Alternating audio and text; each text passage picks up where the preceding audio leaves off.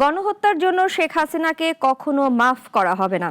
সে মানব জাতির কলঙ্ক, তার বিচার করা হবে বলে মন্তব্য করেছেন বিএনপি মহাসচিব। রাজধানীতে এক বৃক্ষরোপণ কর্মসূচিতে তিনি এমন কথা বলেন।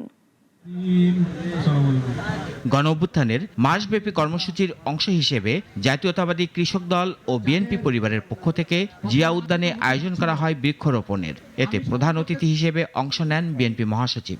সম্মানিত সভাপতি, গণঅভ্যুত্থানের সময় সাভারে আগুন দিয়ে কয়েকজনকে পুড়িয়ে মেরে ফেলার কথা তুলে ধরে বিএনপির এ নেতা বলেন, এটা অমানবিক। শেখ হাসিনাকে এজন্য কোনোদিন ক্ষমা করা যাবে না। যাদের বেতন আসে আমাদের প্রত্যেকের ট্যাক্সের টাকা থেকে, তারা আজকে আমার ছেলেকে হত্যা করছে, পুড়িয়ে মারছে। কি নির্মম, নৃশংস, অমানবিক। এই জন্যই হাসিনাকে কোনোদিন ক্ষমা করা যাবে না। হাসিনা হচ্ছে মানব জাতির একটা কলঙ্ক। হাসিনা হচ্ছে মায়েদের একটা কলঙ্ক। আমাদেরকে প্রথম কাজ হবে এদের বিচার করা।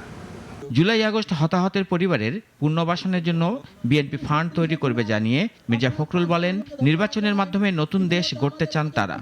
আগামী দিনের যে নির্বাচন প্রতিশ্রুতিবদ্ধ হয়েছেন এই কেয়ারটেকার সরকার, যে 26 ফেব্রুয়ারির মাঝামাঝি সময় নির্বাচন হবে, সেই নির্বাচনের মধ্য দিয়ে আমরা জনগণের একটা সরকার তৈরি করতে পারবো, যে সরকার আমার এই শহীদদের তাদের মূল্যায়ন করবেন, তাদের মর্যাদা দেবেন, একই সঙ্গে যে জনতার সংগ্রাম করেছেন বাংলাদেশে একটা গণতান্ত্রিক রাষ্ট্র প্রতিষ্ঠা করবার সব রকম ব্যবস্থা গ্রহণ করবেন।